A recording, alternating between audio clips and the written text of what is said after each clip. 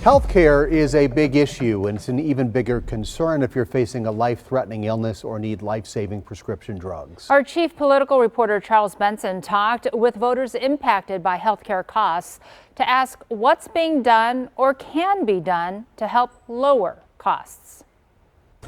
I'm Ron Chmill from Delafield, Wisconsin. 60 years old.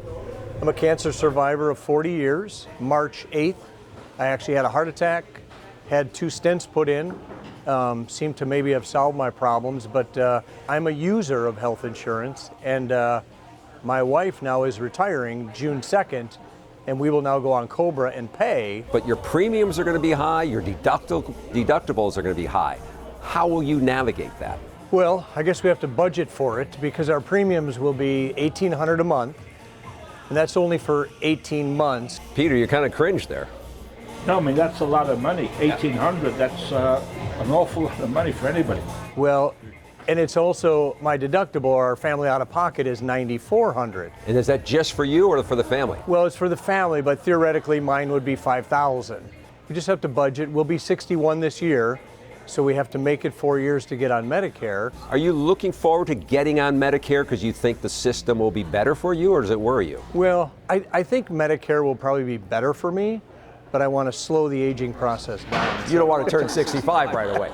Exactly. You just had heart surgery. Did you have any idea what it was going to cost you? No. So far since January 1st, my insurance company has paid $233,000 for me, plus my $9,400 deductible. Does that just blow you away? It does. Luckily, I had the health insurance. If you could sit down with the candidates? I don't know if anybody has the answer. I think that's the downside. And they talk about it around election time, but after election, and they're in, it kind of stops. So my name is Kamar Carter. I have the House of Vitality. I grew up in the projects, and my mother, she was on the state insurance. So as I got older, I developed a family of my own. I had to pay for insurance through my job. Now where I worked at, it was we got paid piecework. So sometimes the place would get slow, and paying for family health care would take up my whole check, almost. Like I would have a couple dollars left over, and that was horrible. So it would be months where it would be hard to even get by paying bills.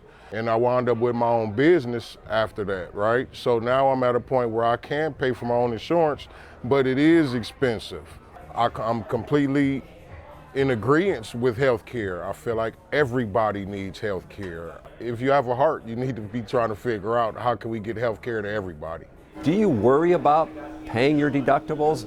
Oh, definitely, because I understand that. I feel like everything is all too high right now. It's too high for everybody.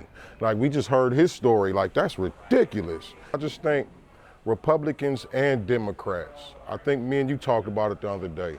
If you love people, it's no reason why you can't sit down at a table and come up with something where everybody's happy. The people that have no means of getting insurance and the people that have a means but still not overcharging them. A lot of people in my community are actually living check to check. So, you know, you to lose a job, everything is gone once you lose your job. I'm just hoping I can be able to afford what's coming. And stay healthy. Exactly, but that's a worry in itself, you know what I'm saying? Do you worry about your children? You're raising 4 children. Exactly. I'm definitely worried about the kids, and that's where most of the worry is. You know, it's not me anymore, it's more so for them. My name is Lynn Carey, and I live in southeastern Wisconsin.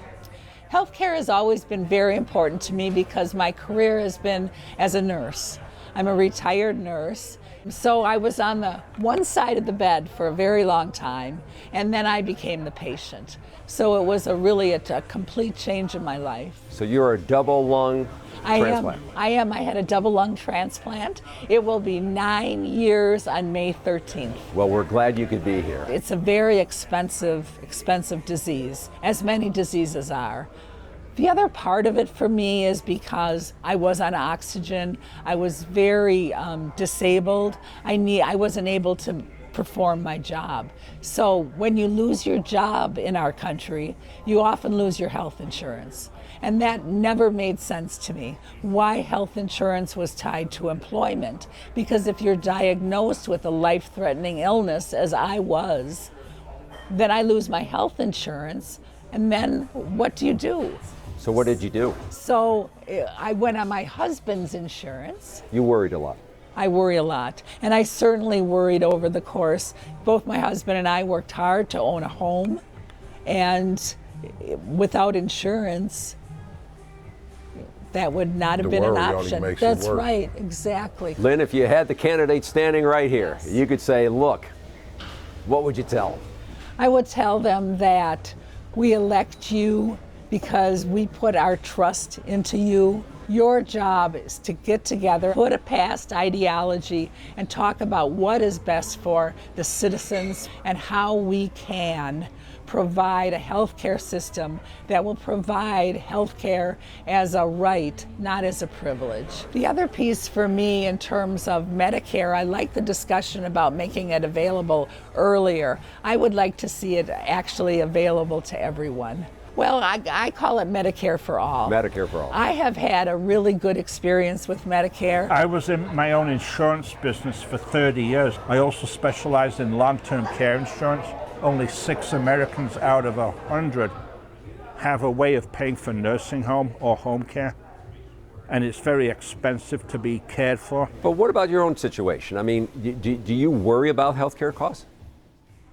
No, the only thing I worry about if something really catastrophic happened, there's a cap to what I can spend in a year, and it happened in 2017.